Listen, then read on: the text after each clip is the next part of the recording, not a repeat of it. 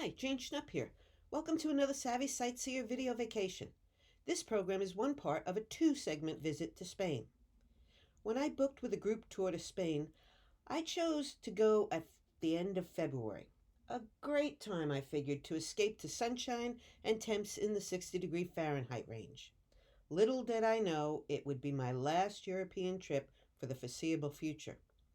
Given that I arrived back on March 1st, 2020, just before the COVID-19 pandemic really got underway, I now count this as one of my most memorable trips. Normally, I don't like coach tours, but it just made sense given the amount of territory we were going to cover as we traveled through the Iberian Peninsula, the extreme southwestern part of Europe that Spain shares with its smaller neighbor, Portugal.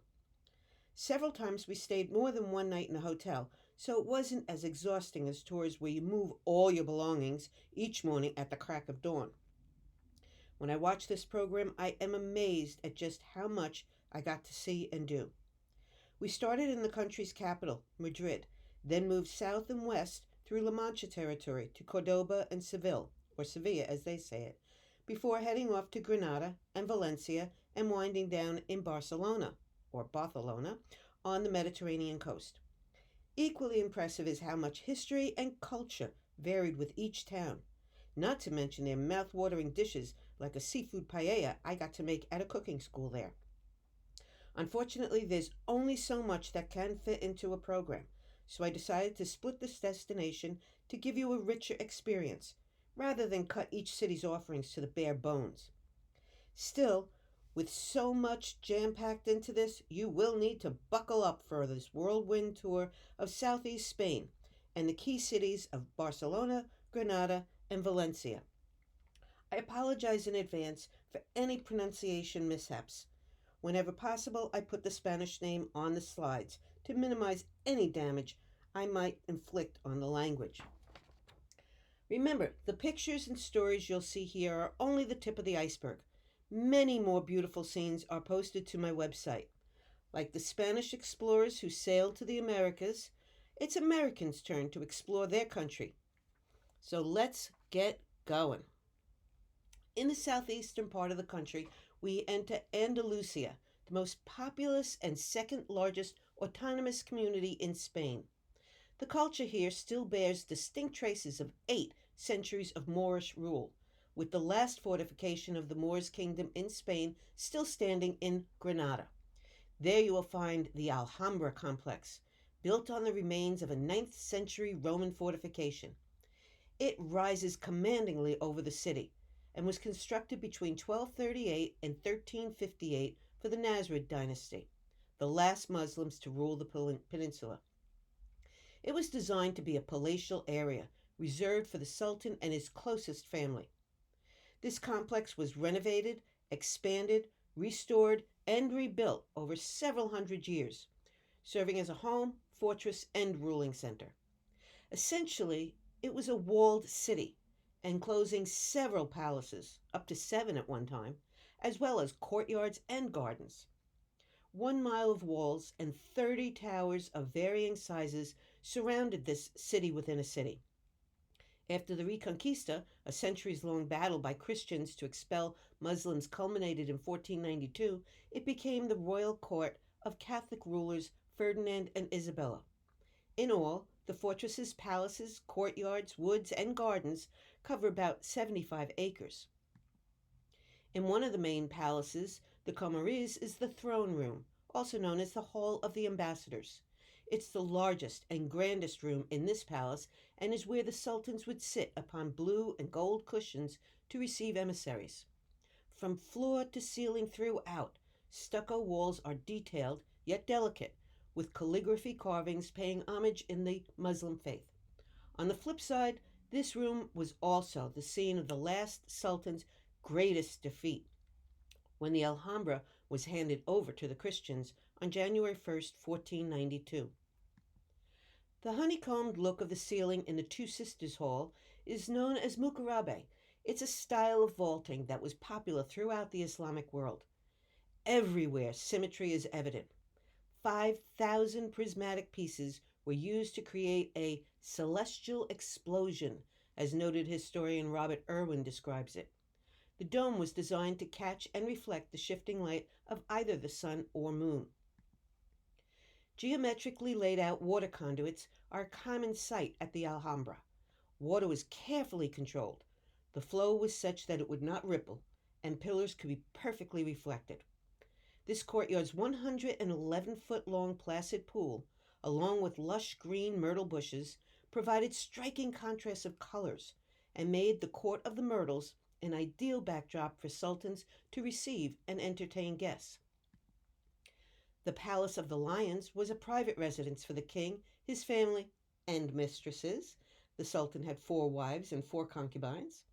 This 12-statue fountain originally was a water clock with a different line spewing to mark the hour. Water flows out from the fountain to each adjoining room and symbolizes the streams of paradise flowing to the 4 corners of the earth. A portico with its 5 arches overlooks a large pool in the center of a lavish garden. But sometimes even this tranquil setting was not soothing enough. When the sultans wanted to get away from the official affairs of the palace, they had somewhere else to go for relaxation, without actually traveling very far. Only about a 15-minute walk away is the Honoralife. This was strictly a leisure palace for the kings of Granada. Its intimate and peaceful atmosphere was just what they were looking for when they retired to these gardens to rest. In spite of it being so close to the Alhambra, it is considered to be outside the city complex. Again, water is a predominant feature, with a 150-foot-long canal that irrigates lush ornamental and agricultural gardens. Splashing fountains that disrupt the calm water are in sharp contrast to the design tranquility of the Court of the Myrtles. That's because they were later added by the Christian inhabitants. Perched above the Alhambra at the Honoralife, sultans could still keep their eye on the palace complex and city laid out below while they rested. Although the mighty Alhambra could not be overthrown, it did, however, succumb to a siege in 1492. When victorious Catholic rulers King Ferdinand and Queen Isabella first entered Granada after the conquest, they reportedly marveled at the fortified palace and its treasure's beauty, and decided to make it their royal court. It was here Christopher Columbus received their royal endorsement for his expedition that led to claiming of the Americas for Spain. In 1812, some of the complex's towers were blown up by the French during the Peninsular War. It laid in ruins for years until American writer Washington Irving, gathering material for a book, took up residence at the palace in 1829, despite its abandoned state. He romanticized the setting, and when his Tales of the Alhambra, Palace of Mystery and Splendor, hit bookshelves in 1832, tourists started flocking to the region. Restoration projects got going, and in 1984, the Alhambra was designated a UNESCO World Heritage Site. Grenadans are very grateful to Irving, who had also served as the American ambassador to Spain from 1842 to 46, and they've shown their appreciation in multiple ways. Inside the castle, a plaque commemorates Irving's work, and in the Alhambra forest stands a statue of the author, erected in 2009 on the 150th anniversary of his death. Irving had viewed the complex as an exotic place within Europe, full of tales and mystery. On the very first page of his famous book, his enthusiasm is clearly evident. How many legends and traditions, true and fabulous, he wrote, how many songs and ballads of love and war and chivalry are associated with this oriental pile. The Andalusian region has another major claim to fame, an industry that is now worth an estimated $2 billion. Archaeologists have found evidence of tribes actively working with cork oaks in Andalusia and other parts of the Iberian Peninsula dating back 4,000 years or more. Following disastrous forest fires in Portugal in 2003, Spain became the world's biggest single producer of cork. Locals consider it the ideal material. This section of a cork oak tree on the right of the screen is used at a local shop to demonstrate how bark is harvested directly from the outer surface. What makes cork the ultimate green resource is its unique ability to regenerate its outer bark. Experts say it can be stripped once every 9 to 12 years without causing damage to the tree.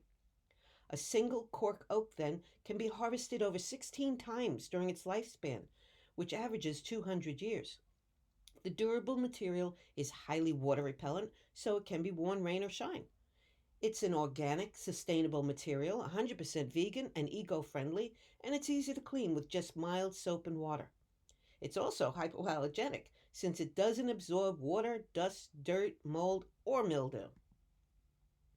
Zipping along a highway in the Granada province of Guadix, you see what appears to be random cutouts in stone heaps or cliffs. These are actually entryways to troglodyte cave dwellings, where locals have lived underground for hundreds of years.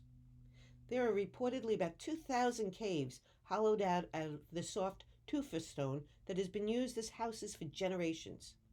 A cave proud attitude among these families has developed strong cultural roots as deeply embedded as their homes. Accommodations here are pretty economical and considered to be practical. They stay warm in the winter and cool in the summer, averaging a steady temperature of about 67 degrees Fahrenheit. What do you do with a pesky river that keeps flooding the city?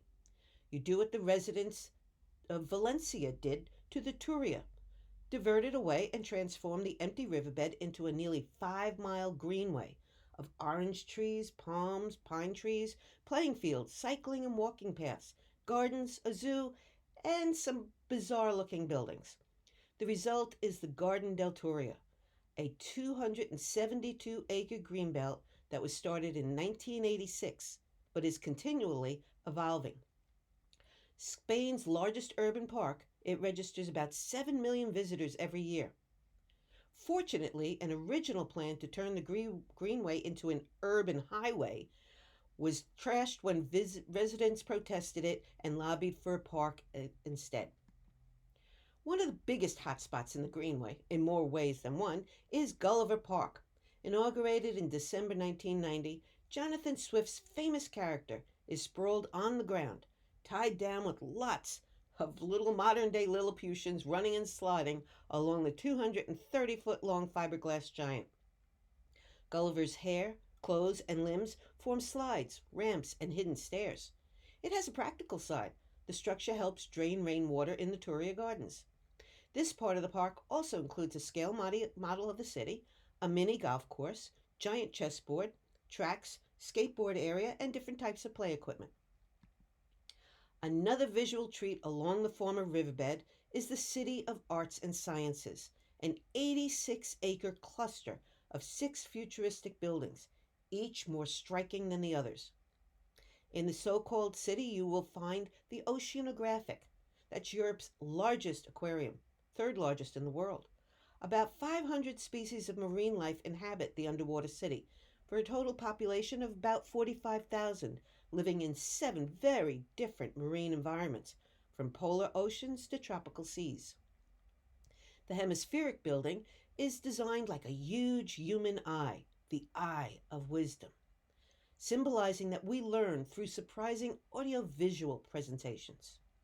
A massive IMAX 52-foot wide screen is part of the audiovisual space, and it also offers theater performances and planetarium experiences. The Palace of the Arts is an opera house and performing arts center. At a height of 246 feet, it is billed as the tallest opera house in the world, boasting a total of 17 floors and 4 auditoriums.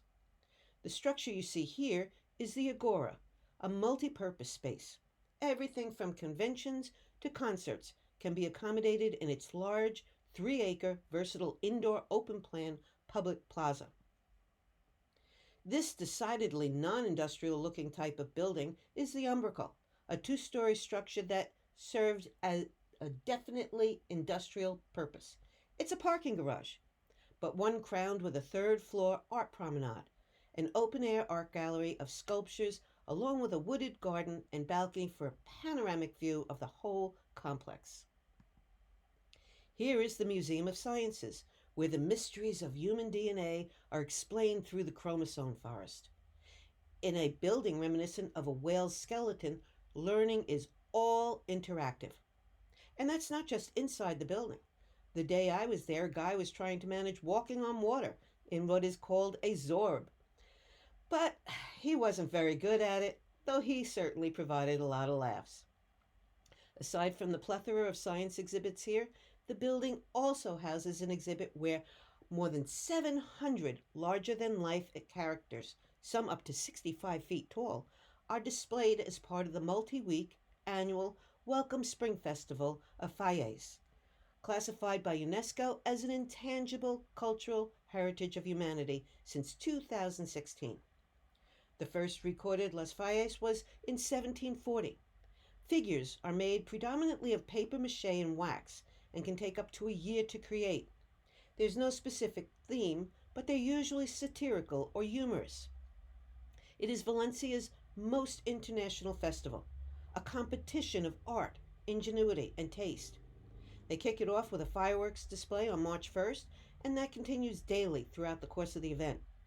The dates remain the same each year, barring a pandemic, and on the night of March 15, displays are moved from the Museum of Sciences and planted throughout the city on the streets and squares, ready for judges to go through the next day and give them their rating. A highlight of the celebration is a pageant on the 17th of Fayez. Those are ambassadors from each community who elegantly parade together to accept the prize for their neighborhood's entrant. It is quite an honor to be selected through a competition to be a representative, but it can also be quite expensive. Their pure silk gowns can cost well upwards of €1,000, not to mention the accessories. The ladies make flower offerings to the patron saint of Valencia, which become part of a massive 50-foot tall structure representing the state saint's cape. On March 19, the city sets off a big bonfire amid a fascinating spectacle of light, music, and fireworks. All but one of the effigies are used to fuel the blaze. The one deemed best is moved over to join previous top winners at the local Museum of Fayez, where some of the girls' beautiful dresses are also displayed. Valencia's festival isn't the only time you'll see such oddities on display in Spain. To enjoy quite a diverse collection of characters, when they aren't parading around town during different celebrations, a stop at the Casa de Entremeses in Barcelona is free and entertaining. 50 figures representing giants, dwarfs, big heads, bestiary, and puppets are on display in this small but fun museum, named for what these locals call the representations.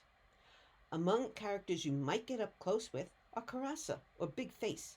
He's the guy here in the lower left corner with a large, thick beard and a wide open mouth from which children could catch some sweets. Or maybe you'll say hi to Nan, or Dwarf Manolito, in the upper left, who is a friendly little fellow that was added in 2002 as a smaller figure that boys and girls could carry.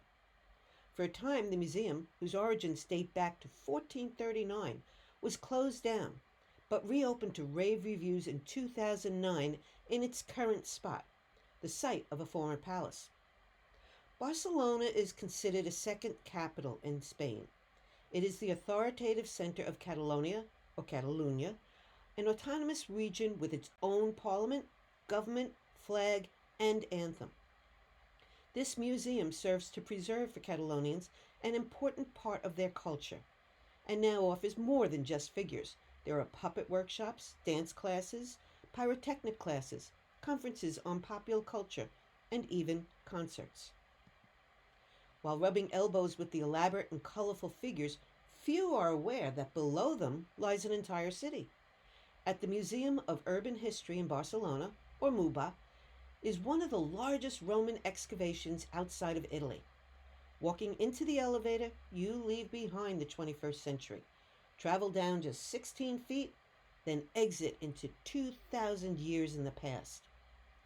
The bygone city's ruins were discovered when the city was preparing a new foundation in advance of relocating a palace that was going to be torn down for a roadway. Eerily intact paths and corridors of the Roman city called Barcino wind past everyday residential and business sites, homes, a laundry, clothes dyeing shop, and mosaic floors as they were in use from the 1st to 6th centuries. At its height, Barcino city had a population of 3,500 to 5,000 residents. A 3rd century AD fish salting and sauce factory was a key business in town. Muba displays include 35,000 objects from in and around the city: ceramics, murals, tools, even women's toiletries. Romans were devoted to personal care. Women made their own perfumes and cosmetics in mortar and pestle sets and stored them in ceramic, bone, or glass flasks. Everyday articles are remarkably intact. Terracigolata, a very distinct type of red ancient Roman pottery with a glossy surface, would have graced a lot of home tables. And what respectable town wouldn't be complete without a winery? Here are remnants of large crater-like vats. I am an acknowledged chocoholic, so there was no way I would miss a stop at Barcelona's Chocolate Museum, where history and facts are interspersed among exquisitely molded chocolate figures, from dragons to space age. And chocolate is elevated to an art statement. Sculptures and paintings incorporating the foodstuff run from the silly to sophisticated. And tell me, who wouldn't love a place where your entry ticket is a chocolate bar? Whether the white windmills of La Mancha or chocolate ones at Barcelona, poor Don Quixote is still raging at his giants. Some displays take several months to craft. Popular comic characters light up several exhibits, like colorful Belgian Smurfs, Snowy, and Tintin, as well as this Viking couple. The museum delves into the diversity of one of the world's most popular food groups, from its uses as a medicinal product to an aphrodisiac, its origins and growth, myths and reality. Of all the treasures Spanish explorers brought back from the Americas, perhaps chocolate was the most appreciated. At one point in time, Barcelona's port was the distribution point for chocolate to the rest of Europe. The museum is housed in a historic building that itself has a long relationship with chocolate. In the 18th century, it was used as an academy for the Bourbon army, fanatical consumers of chocolate. When Napoleon said an army marches on its stomach, he meant it, and to make sure his army was contentedly fed during an incursion of Spain, museum officials say chocolate was a key menu item for the soldiers, and report records stating for breakfast each cadet and company officer shall be given 1.5 ounces of chocolate with 1/4 pound of bread. Fans of Game of Thrones will recognize these important symbols. Master chocolatiers can create just about anything with the confectionery. It continues to be a valuable commodity for the country. Spain is the 5th largest importer of cocoa beans and a major European exporter of chocolate. A mecca for food lovers of all kinds is the Rambla, a 3/4 mile long, wide boulevard in the center of Barcelona. Shops welcome tourists on both sides, but is the Boqueria market, also known as the St. Joseph, that's tucked in between large shops, that is perhaps the most popular destination on the busy street. Outdoor temporary stalls offering meat to locals in this area in 1217 at the time was just outside the city walls, letting peddlers save the taxes charged to the vendors within the city. In 1840, a foundation stone was laid for the covered permanent shopping haven seen today. In the years since, this popular market has expanded to cover a little more than a half acre, with over 200 stalls. In many cases, one spot has been operated through several generations of the same family. It's not only the largest of the city's roughly 40 markets, but also one of the largest in Europe. In 2005, the La Boqueria was given the award for Best Market in the World by the World Markets Congress in Washington. With all that you've seen already of Barcelona, you might be surprised to find an even more outstanding facet of this amazing city. One of Spain's, more specifically Catalonia's, most famous sons was architect Antoni Gaudí. Born in 1852, he quite literally left his mark on the region. 7 of his works are classified as UNESCO World Heritage Sites, including this one, called Casa Batlló. His work, UNESCO stated, represents an exceptional creative contribution to the development of architecture and building technology in the late 19th and early 20th centuries.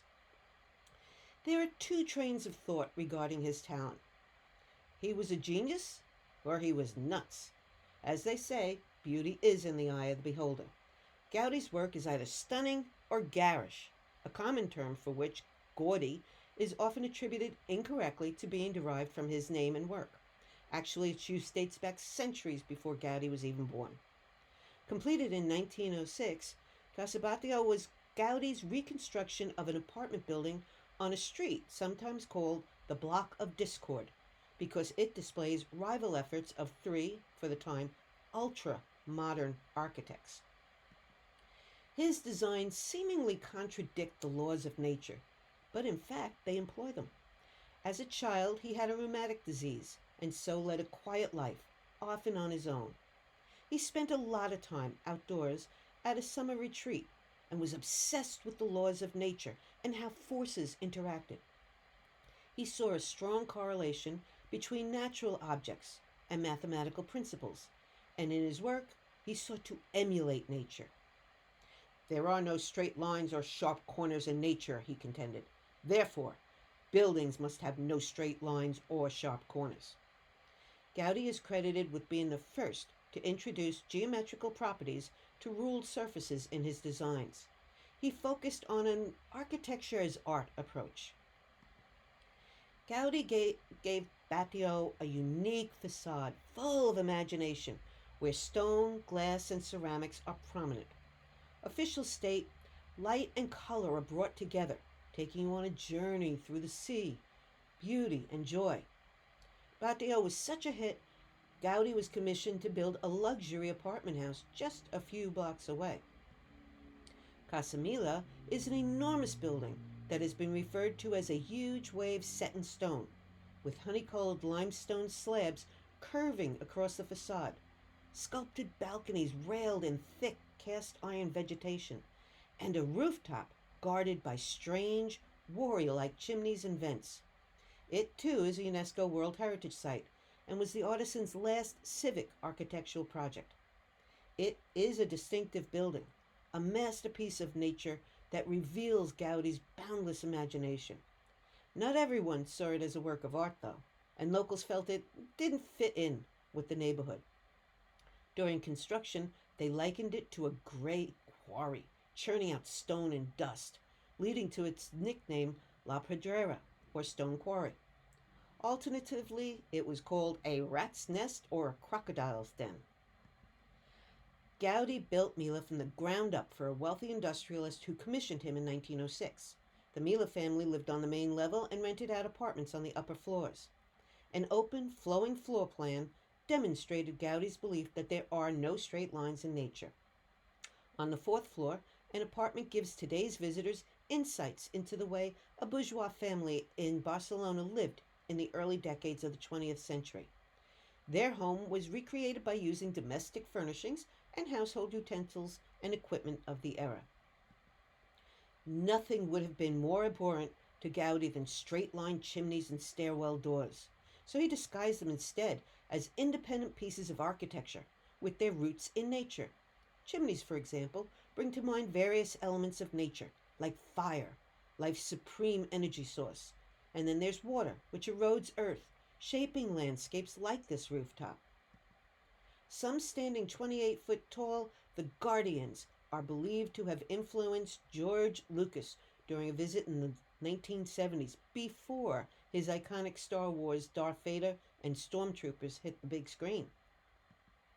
Gaudi often juggled several projects at once, with both Batlló and Mila were constructed while he was also working on the Basilica de la Sagrada Familia, or the Church of the Holy Family, a commission given to him in 1883 to complete a building that had been started by another architect.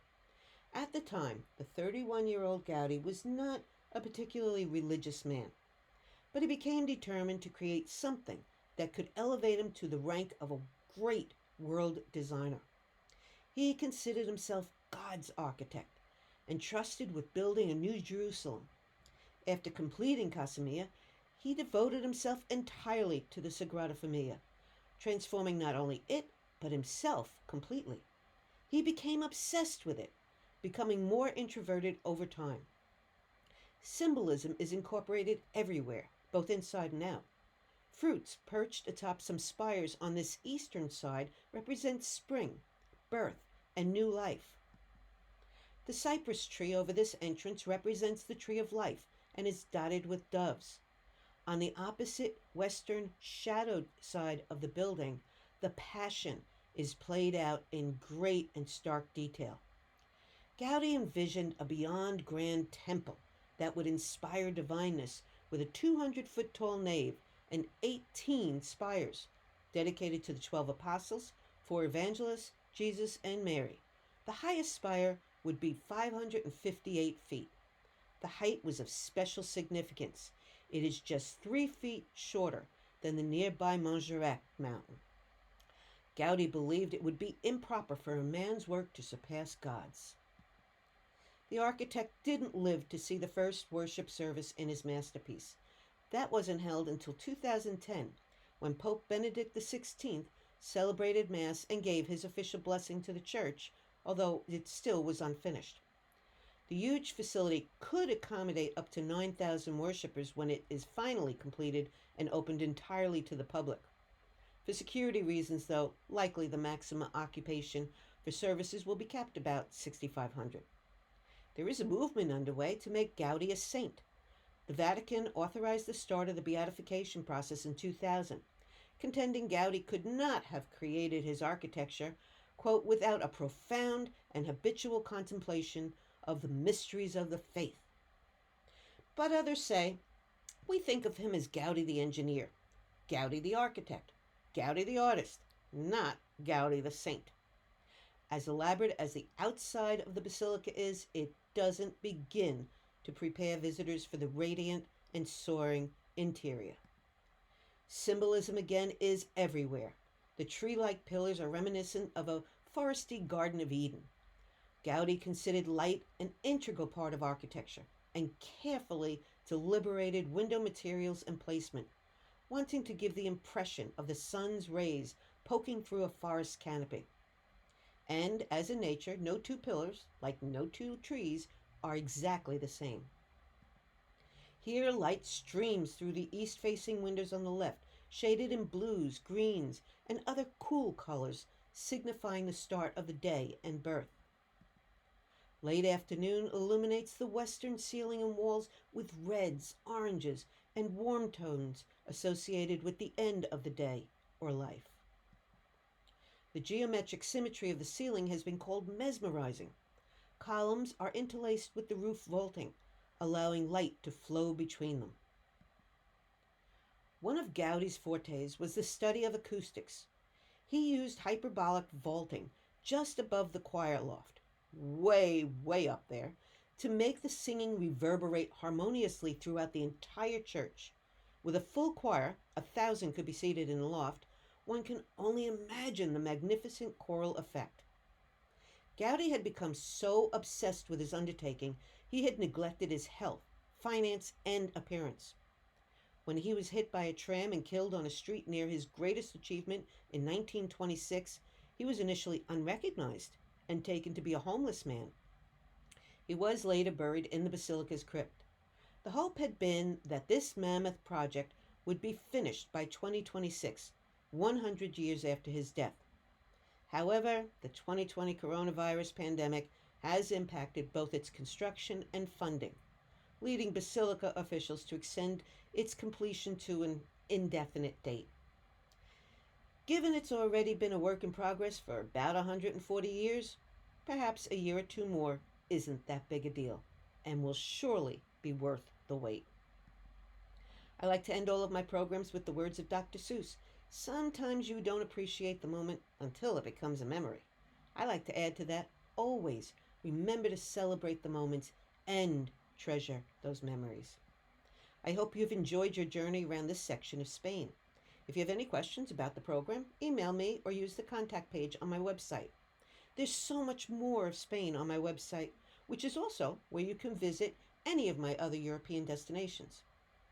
And it's also where you can check my programs tab to see where I'll be presenting, either virtually or in person. Be sure to keep an eye out for the other half of my Spain program covering the mid and southwestern area and taking a closer look at Madrid, Seville, and Cordoba. Till the next time, adios!